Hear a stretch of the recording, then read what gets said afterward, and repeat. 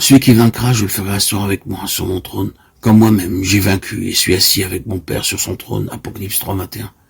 Celui qui ne prend pas sa croix et ne me suit pas n'est pas digne de moi. Matthieu 10, 38.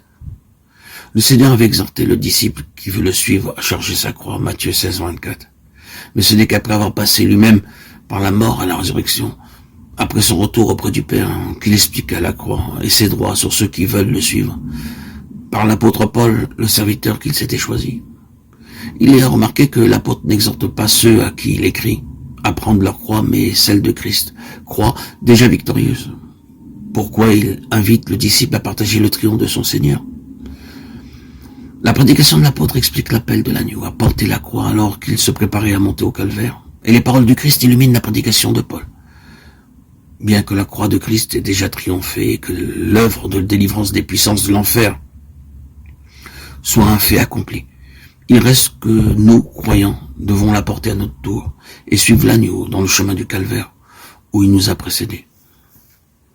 L'appel à la croix, celui qui est mort pour nous et qui maintenant est ressuscité, le fait toujours entendre. Il le fait retentir au fond du cœur de tout racheter. Et c'est en ce monde la seule route possible pour quiconque veut suivre l'agneau. À 5 reprises, nous trouvons cet appel dans les évangiles et chaque fois, quelques nouvelles lumières est projetée sur l'un des aspects de la croix dans la vie de celui qui a répondu à l'invitation du Seigneur. Quiconque ne porte pas sa croix et ne me suit pas ne peut être mon disciple. Luc 14, 27.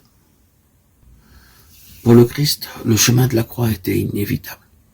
Et il le savait.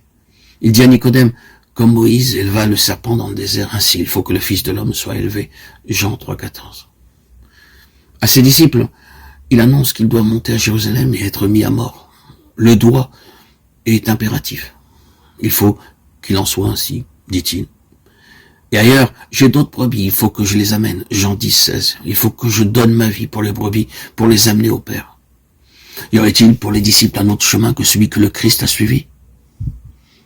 Évidemment non. Le « il faut » résonne aussi dans leur cœur. Il leur faut donner leur vie. Il leur faut prendre la croix ou renoncer à être ses disciples. Le Christ a pris sur la croix la place du pécheur. Quiconque veut le suivre et accepter ses enseignements doit prendre à son tour la croix de Christ. Lorsque les disciples avaient commencé à suivre Jésus de Nazareth, ils n'avaient sûrement jamais entrevu la possibilité du calvaire. Jésus les avait appelés. Ils crurent qu'il était le Christ et le suivirent. En leur cœur, ils savaient que Christ avait les paroles de la vie éternelle. Ils l'entendaient, ils voyaient ses miracles. Ils rêvèrent peut-être de puissance et de gloire, mais jamais certainement la croix n'apparut à leurs yeux. Même lorsque Jésus la leur annonça ouvertement, ils ne comprirent pas. Luc 9, 43, 44. Il en va toujours de même avec la plupart des enfants de Dieu. Ils n'envisagent pas la possibilité